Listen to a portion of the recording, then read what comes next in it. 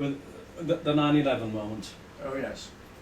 You know, without Right. escalating that into a new revelation. Right, no, no. You know, it was a kind of significant moment which gets Right. referred to, at least. Well, except there's been more books published on religion and violence since that time than ever before. It's just Yeah. there was I an think- opportunity there. I mean, in relation Yes. to all of that is I think there's a sense of victimhood in religious communities Mm. has grown as well, actually. I mean, Jews keep talking more Right, about right. anti-Semitism and Islamophobia and so on. Right. And then for the Christians, certainly in this country, it's been a lot of the new aggressive atheism, so-called, so feeling under threat from that. It's a different kind of thing. But suddenly feeling without power or under siege in some sense, a victim of misperception. Yes. And I think that creates a dynamic and a context that affects all of this. Well, I actually. think that's, you know. you could say it's Europe-wide when you think of what's been the discussion going on in the Constitution of Europe. Christianity has no place. Because all of that is part of it. Yeah, And, right. you know, But you do see, you this not is get- where this thought that in order to be myself, I want everyone else to be themselves. The more you stress that, the more you get Christians stressing their difference from Muslims, and Muslims stressing their difference from Christians and from Jews and from everybody else. But I think it's, well, that's part of the discussion. John, it's very Respond to that, interesting you're saying that. That brings back a memory sitting in this one large room at Temple University, must be 25, 30 years ago. There was a philosophy consortium in Philadelphia, and they brought Hans-Georg Gadamer, and they also had a big 2-day affair on your theology. Really? One day over at Penn, University of Pennsylvania, and the second day at Temple University. And we were all sitting in this big room, and up in the front was my then colleague, Syed Hossein Nasr. Oh yes, of course. And he was saying exactly that. Oh, it's terrible, you Christians, you don't, you're not believing this, you're not believing this, not believing this, and this. Yeah. And then, and no, he was attacking you personally for that. Of course. And so then I remember stood up and asked, you were in the back of the room, and I said, well, do you believe X? No. Do you believe Y? No. Do you believe Z? No. Well, then why are you trying to foist it upon us? Yes. For which he had no answer I see. at the time. All right. That's But I a mean, good- that was, that's a good that response. stuck in my mind, Yeah. because your riposte to him was perfect. I mean, if this is all that wonderful, then why don't you believe it yourself? You know? Yes. Yeah. Yeah. Yes, I remember sitting next to him at some conference or other, and he objected strongly to my doubts about the doctrine of the incarnation, Oh, yes. or my regarding it, the concept of divine incarnation as metaphorical. And you see, his view is that God has ordained all of the religions Right. as they are, which Well, means there wasn't change, which is a terrible idea. Ah. Well, not only That's the that, case. it's just not accurate, for God's sake. Yes, indeed. I like the for He God's could have sake. ordained them all, but they could be changing at the same time, Yeah. presumably. So it doesn't mean they don't have to not change. Well, Presumably, if God or- ordains the change, yes. Oh well, sure, or permits it. Yes. Well, I have a question about all of this. Would it be possible, or would any of you agree, that maybe that there is a psychological predisposition to see things as one, or to see things as many? That is, to focus on difference versus focusing on oneness. And I finally said, well, maybe I can see there's commonality, oneness, all over, in almost every place. But then on the other hand, I'm very much on one extreme. Yeah. others. See what I mean? My So concern is is it possible that we could explain some of the wars and some of the hatred and some of the almost inability by people to respect those who are different as something that is so much part of them, that it's almost part of the nature of the beast, and that there are those who will see the oneness and those who won't, and they'll simply be blind to it, because for them it doesn't exist. That is kind of my question. Mm. Can it be taught? I was going to say, I should think it is really a case not of nature but of nurture. Mm-hmm. The way you are brought up, you know, in your family, your peers, and so on. What you practically drink in with your mother's milk probably bends you psychologically or psychologically in one direction or another, or some combination thereof. I mean, I can imagine being raised in a family that the children would be encouraged to see how we can work together, or on the other hand, we are different and they are, you know, mistaken. And if you're raised in those two different families, the results are going to be pretty lifelong, either positively or negatively. You may flip over in the opposite direction because you have looked in the face of what your particular view brings and recoiled in horror. But then it's sort of like a Western atheist is more determined by the belief in God than the average believer, Yes. you know, only Yeah. negatively. Mm. Yeah, that's right. I mean, he's possessed. There is no God. Instead of, you know, the average person, well, yeah, I guess there's a God. You know. That's the trouble with this whole is there a God debate, is that nobody gets to the prior question, what do we mean by God? Mm-hmm. Yes. Right, right. You see, Yeah. for many atheists, God is something that I, for one, don't believe in at all. Right. And so they're really wasting their breath. John, let me ask you a question, just sort of as it were to put it on the record. I remember reading, you know, you started out as a young man having a conversion to evangelicalism, and then you sort of worked your way out of that hole, if I may describe it that way, Yeah. and became a Presbyterian minister, ordained Right, and all. right. And not too long ago, you sent me an email sort of saying, oh, by the by, I'm really more or less a Quaker these days. Well, it's more than more or less. I have actually formally become a member Okay. of the Society of Friends. Okay. Well, how do I think at the moment? Yeah. Well, I think that there is a reality beyond us, which people call God, but I don't think that it is a person, an infinite person, who intervenes in this world. I think that it is totally mysterious in its nature. It is even beyond the whole range of human concepts. So in the word that I use, it is trans-categorial. But it is somehow such that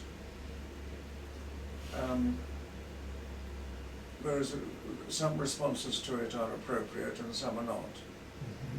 So a response of loving your neighbour, of compassion, of seeking peace, is a genuine response to this reality, whereas hatred and selfishness are not.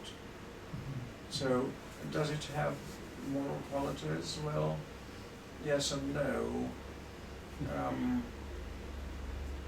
I think what has moral qualities is its impact on our experience.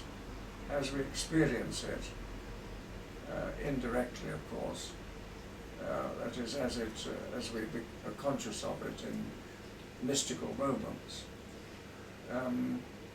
we can see that it requires of us love rather than hatred and so on. All right, let me come back to that in a moment, but I've often felt, I, when I read your material, which incidentally I find absolutely superb, thank you very much. I get the sense that you're saying, well, there's this personal view and then there's the impersonal. And you spoke now as if ultimate reality, you think of it more in, or you think of it in impersonal terms. Well, no. No. I think it's No, it's- beyond that distinction between the personal and the impersonal. Okay. All right, would you, I mean, my sense personally is that the principle of sufficient reason operates, that I exist, others exist who are in fact subjects, are persons, what we call persons. We have this whole self-knowledge and knowledge of others, which includes a self-knowledge which sort of moves up infinitely. And so I find it difficult to think of ultimate reality, God, if we're going to use that term, as in any way less than that. So that ultimate reality, God, would have to be all of whatever value I see, understand in personhood, and then, as you say, breaks all the categories beyond that, but surely it can't be less than that.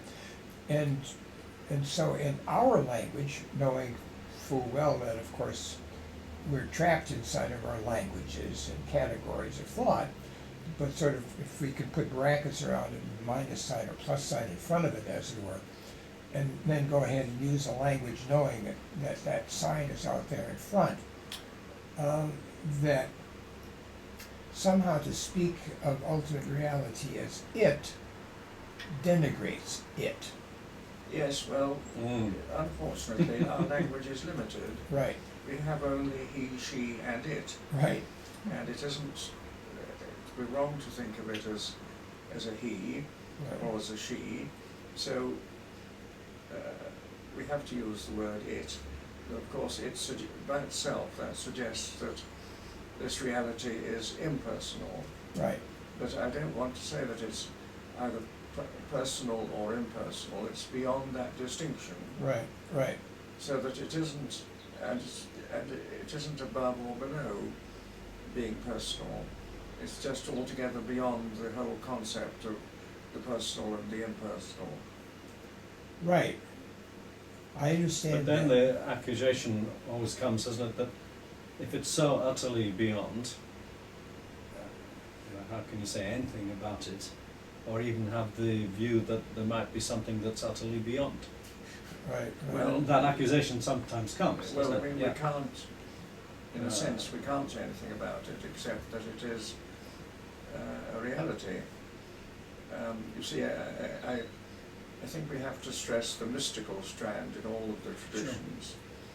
And in mysticism, you may directly, in meditation, for example, you may directly experience there being a reality beyond, which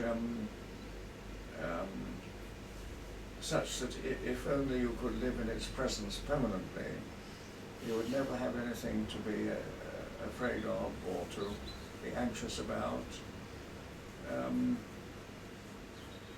So in a sense, although you're not saying anything about the ultimate reality, you are, in a sense, you're presupposing something about it. But what, But the vast majority of people, presumably, don't know, globally even, share the personal sense. I Right. think. Yes. I mean, I know, there's a Buddhism and so on, right, and right, there's, right, Well, you see, because we are persons, we more or non-theistic less Hinduism have and to. so on, but, right. yeah. Because we are persons, we more or less have to think of the reality beyond us as personal.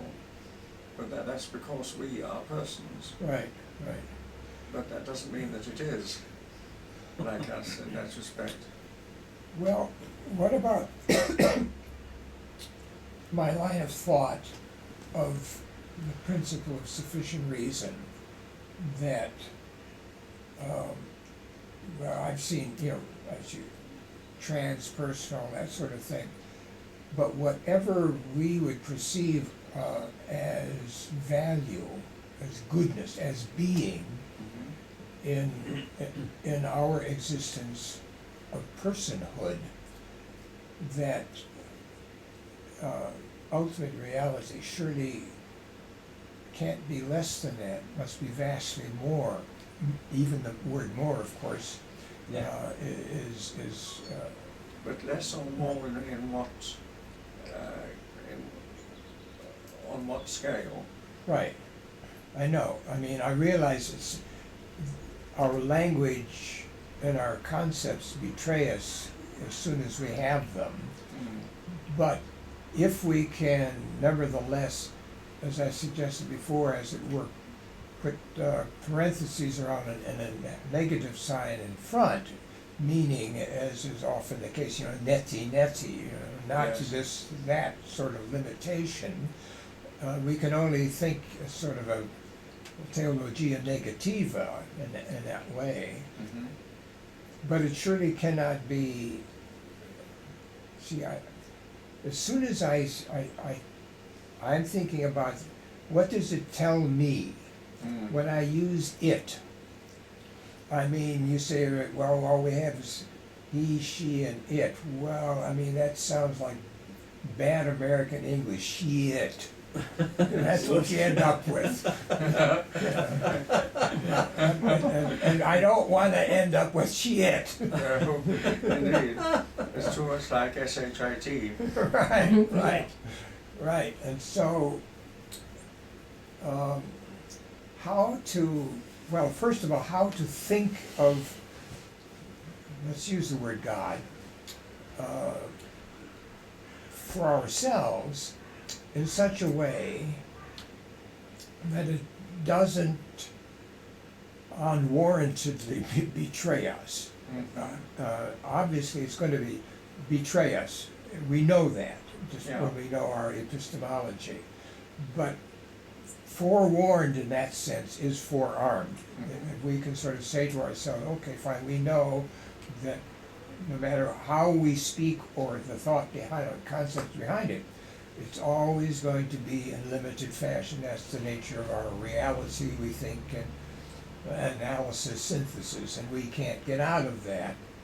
Even when, and then you point, of course, to the whole contemplative experience, and there we have a glimpse of moving beyond the discursive way of thinking, which is the customary, and that's what we normally use when we talk about things, and we develop these concepts. Even our word concepts, concept, we grasp, we limit, define what's in and what's out, and none of that we somehow recognize is not applicable to that which goes beyond.